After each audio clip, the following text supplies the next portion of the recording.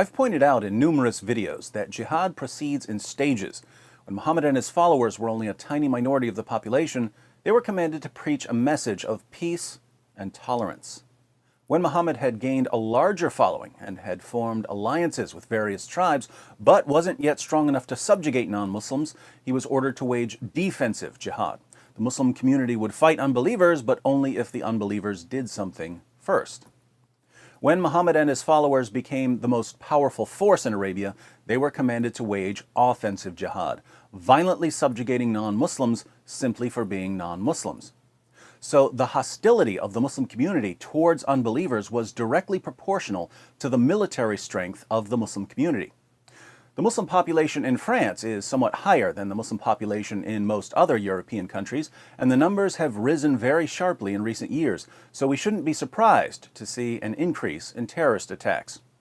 What we might find surprising is that many of the terrorists, before turning to jihad, spent years living very un-Islamic lifestyles. They were what we might call bad Muslims. Why would bad Muslims care enough about Islam to wage jihad? Mohamed Lahouay Boulel, for instance, who killed 84 people in Nice, reportedly drank alcohol, ate pork, took various drugs, went salsa dancing, had a pretty wild sex life, didn't fast during Ramadan, and didn't go to the mosque. He only recently began taking his Islamic faith more seriously. But once he began taking Islam seriously, he crashed a truck into a crowd of men, women, and children and shouted Allahu Akbar during his shootout with police. We see this pattern over and over again among jihadis. Young Muslims go clubbing, go drinking, and then suddenly go on a killing spree shouting Allahu Akbar. And the friends and relatives of the jihadis then point to their past behavior as proof that they didn't really care about Islam, so they must have decided to slaughter unbelievers in the name of Allah for some other reason. I wish that politicians and reporters and people in general would make some sort of informed effort to understand why so many Muslims who've spent years engaged in very un-Islamic behavior end up waging terrorist attacks. Because anyone who really wants to know why young Muslims can rapidly transform from party animals to suicide bombers will quickly learn that France has produced a recipe for endless terrorist attacks. But since it's unreasonable to expect politicians and the media to do any actual thinking, we'll once again have to do the difficult work for them. Let's go through France's recipe for endless jihad, and to help our leaders and reporters, I'll once again make this so shockingly simple, a 4-year-old can understand it. First, many young Muslims, like many young Christians and many young Jews, live double lives. Muslims are raised to believe that Islam is true, that the Quran is the perfect word of Allah, and that Muhammad is a wonderful pattern of conduct. But they grow up in France, where they're free to do just about anything they want. So they do the kinds of things that many high school students and college students do. They drink, they do drugs, they have sex. In most Muslim countries, they wouldn't have the same easy access to alcohol and so on. But in France, they can do what they want. But here's the key. They still believe that Islam is true.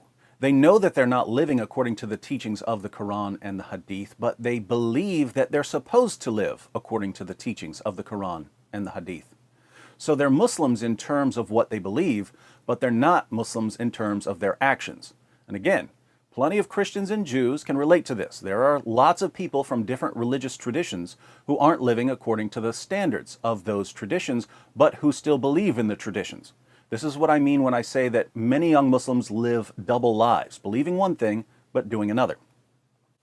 Second, the Islamic beliefs of these Muslims are almost never seriously challenged. They're told all their lives by their leaders and their families that Muhammad was the greatest man who ever lived, that the Quran has been perfectly preserved, right down to the letter, from the time it was revealed to Muhammad, that the Quran is filled with miraculous scientific insights, and so on. Now, these beliefs are complete nonsense, but no one bothers to show the Muslim that these beliefs are complete nonsense. In fact, quite the opposite. Politicians and the media go out of their way to block criticism of Muhammad and the Quran.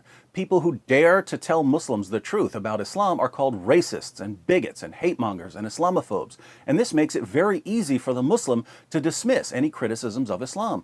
Oh, they're just criticizing my beliefs because they're racists, not because there's any real problem with my beliefs.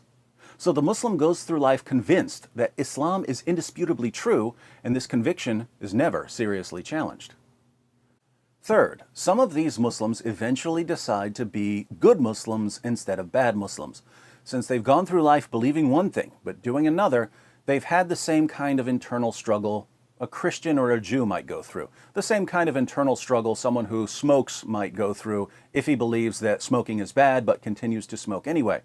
And the Muslim, either because he's matured or because he's been confronted by some more devout Muslims, decides to become more consistent. He decides to actually do what Allah and Muhammad command him to do. So he stops drinking, he stops clubbing, he strives to be a good Muslim so that he can be accepted by Allah. Fourth, some of the Muslims who begin striving to be better Muslims so that they can be accepted by Allah come to realize that they can't really know if they've been good enough to be accepted by Allah. You can find statements in the Muslim sources that tell you what good Muslims are supposed to do if they want to enter paradise. But as a Muslim, you just don't know your standing with Allah. The worst sin in Islam is shirk, associating something with Allah, idolatry. How do you know whether you're idol-free enough for Allah? Do you love money too much? Do you love your house more than you should? You don't know. So you have no assurance of salvation. And here's where things get scary. Even the best Muslims don't know what Allah is going to do with them on Judgment Day. Even Muhammad himself didn't know what Allah was going to do with him. In Surah 46, verses 8 to 9, we read, "Or do they say, he, Muhammad, has fabricated it? Say, if I have fabricated it, still you have no power to support me against Allah.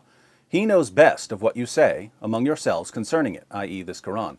"Sufficient is He as a witness between me and you, and He is the oft-forgiving, the most merciful.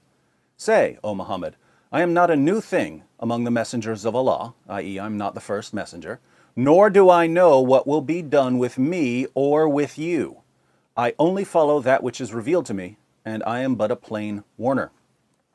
Muhammad is commanded in the Quran to say that he doesn't know what Allah is going to do to him. And the verse is referring to salvation. We know this because when Muhammad actually says what Allah tells him to say, it's in the context of salvation. Let's look at a passage. In Sahih al-Bukhari, 3929, a devout Muslim named Uthman dies, not the Caliph Uthman, a different Uthman, and a Muslim woman says to the body, "I bear witness that Allah has honored you." Muhammad replies, "How do you know that Allah has honored him?" The woman is shocked that someone this devout has no assurance of salvation, so she asks, who else is worthy of it, if not Uthman? And Muhammad's response is terrifying for Muslims. He answers, "As to him, by Allah, death has overtaken him, and I hope the best for him. By Allah, though I am the messenger of Allah, yet I do not know what Allah will do to me." This is Muhammad, the greatest Muslim in history, saying, "You want me to tell you what Allah is going to do with this guy? I'm Allah's prophet, and I don't even know what He's going to do with me." Muhammad's closest companion, Abu Bakr, the first of the rightly guided caliphs, said, "If I had one foot in paradise, I would still fear Allah's deception." Now, if the best Muslims didn't know what Allah was going to do to them, what hope is there for bad Muslims? If Abu Bakr didn't feel safe, and you've spent half your life drinking and gambling and partying and fornicating, how can you possibly feel safe? You can't. Fifth, there is one way to feel safe and know that you'll be accepted by Allah. You already know what it is, don't you? If you know it, how difficult do you think it is for the conflicted Muslim to figure out? If he doesn't know, trust me, the online recruiter will tell him. In Sahih al-Bukhari, 2787, Muhammad declares, Allah guarantees, notice, now you have a guarantee from Allah Himself, that He will admit the mujahid, the jihadi, someone who wages jihad, in his cause, into paradise if he is killed. Otherwise, He will return him to his home safely with rewards and war booty.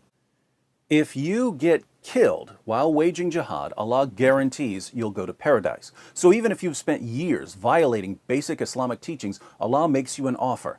Die while killing unbelievers, and your salvation is assured. Putting all of this together, think about it this way. Suppose this circle represents the total Muslim population of France, several million Muslims. Many of these Muslims will be secular. Let's say that this circle represents the Muslims who aren't secular and whose heads are filled with silly claims that supposedly prove that Islam is true.